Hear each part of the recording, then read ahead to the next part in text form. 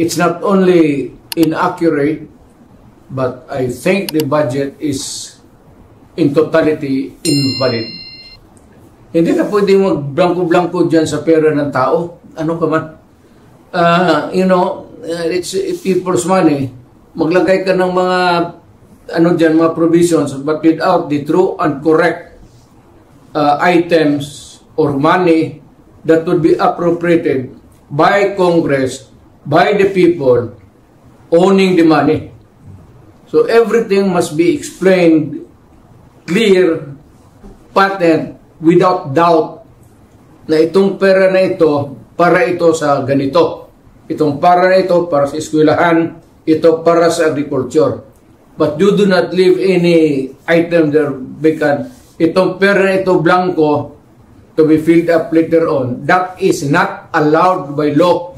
I would like to remind Congress. Mali ho yan. It's invalid. Please correct it.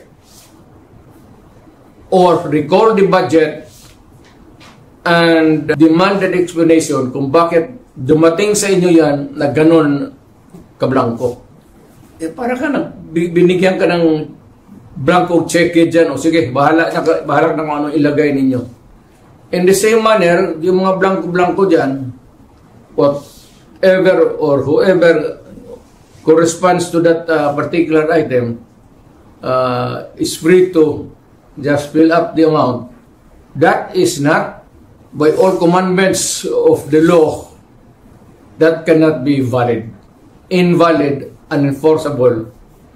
And kung na-implement na, it must be corrected and the money returned if already spent or corrected. Kung sino man ang niyan, they have to give us the explanation. Otherwise, sabihin ko sa mga Pilipino, huwag na kayo magbayad ng buwis ninyo.